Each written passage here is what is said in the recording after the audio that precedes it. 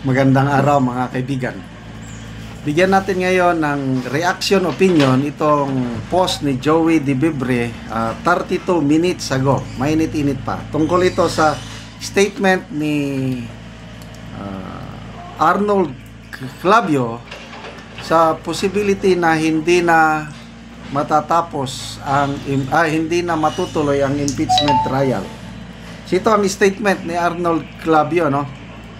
Kapag hindi natuloy ang impeachment trial, everybody happy sa gobyerno, lalo na ang mga magnanakaw. Wow, galing, malinis. Ito naman ang sabi ni Joey De Vibre, Arnold Clavio, you are the reason people don't listen to mainstream media anymore.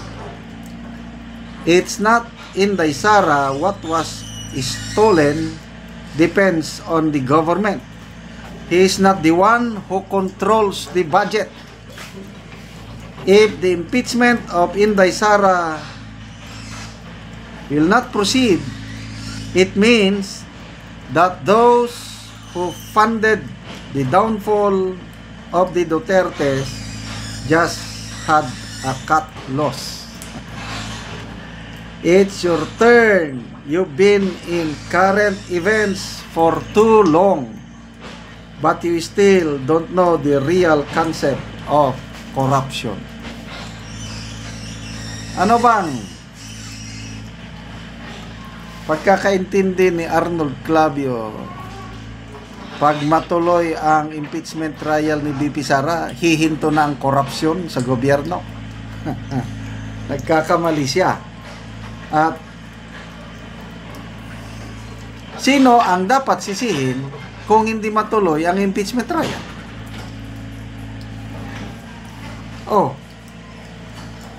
Itong mga kongresista na nagsampa ng impeachment,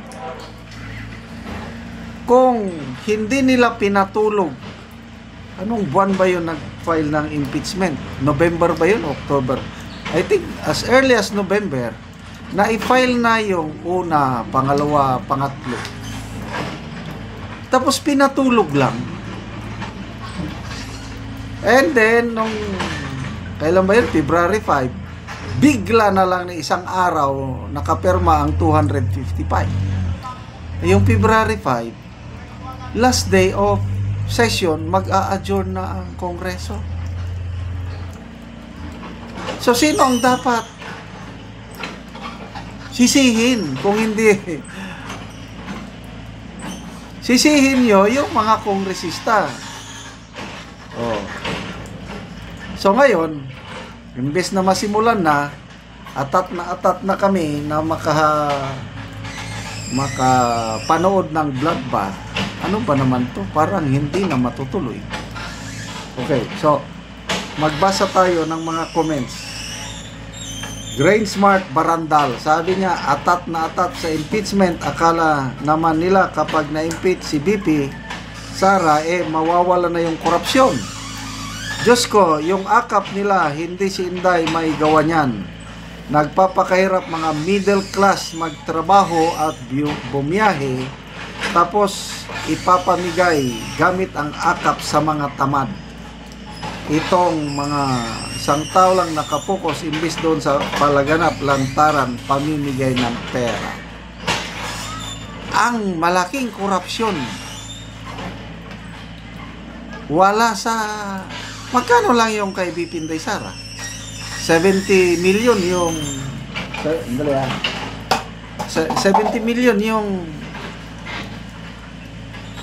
notice of disallowance. Hindi pa final yung findings ng COA. Yung billions na napupunta sa ayuda, ba't hindi nila makita ito? Si BP Sara, aminin natin, galit lang kayo kay BP Sara. Galit lang kayo dahil gusto nyong matanggal si BP Sara dahil siya ang balakid sa inyong mga Oh, Joel Arjona sabi, 125 million confidential funds. Galit kayo? Paano naman ang mga billion confidential funds ang tahimik ninyo? Pinakamataas na confidential funds, obviously President. Are we sure na maganda yung paggastos nito? Ang daming tumatanggap ng confidential funds. Bakit si BP Sara lang ang tinatarget ninyo? Ay, nako.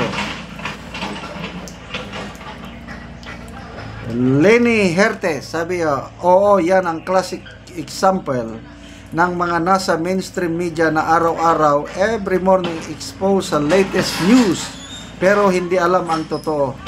Siguro after ang stint nila pag-uwi, tulog kaagad. Yunilito Nuyad, sabi niya, tama ka Igan, kawawa talaga si Sara. I mean, Sara Balamagan. Anong kwento nila? Ito, nakasulat dito.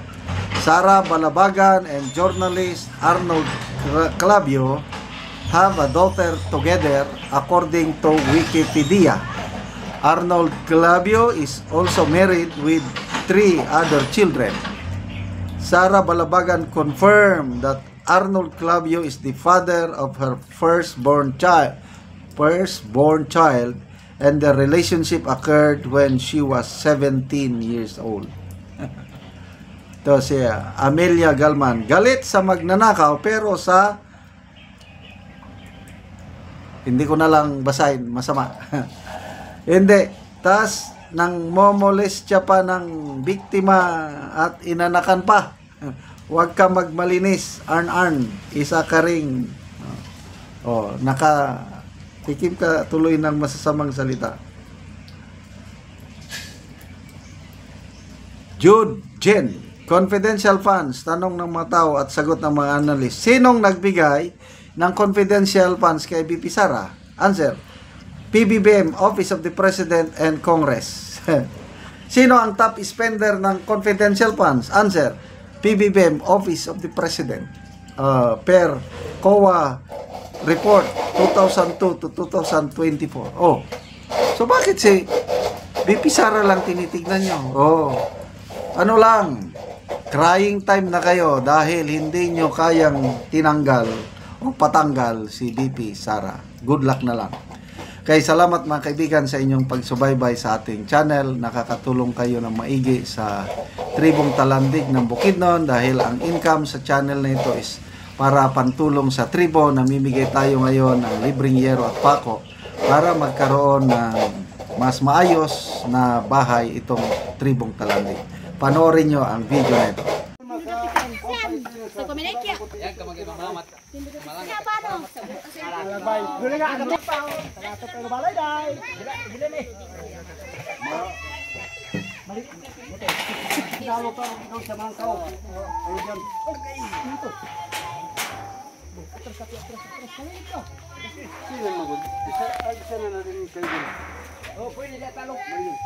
Pero mapag-ilisan amano ito sila.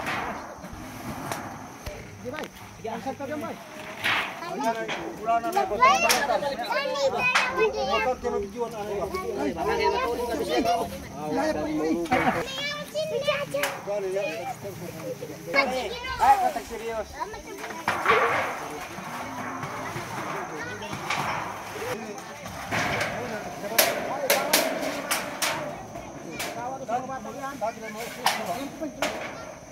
Bet, yan na.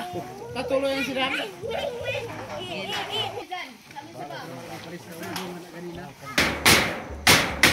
Napiko pa sa langsang ko ba? Bali na kung may ganina da. Sige. Ayan.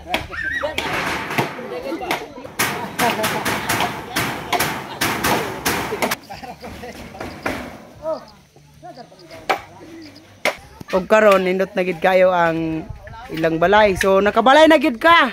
Kawalan na gid ko. Nindot na gid kayo. Salamat po sa Ginoo nga Oh.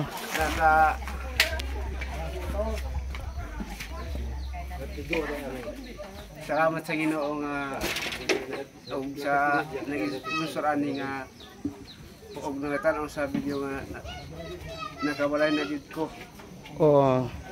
Salamat pod kayo. Salamat. Salamat.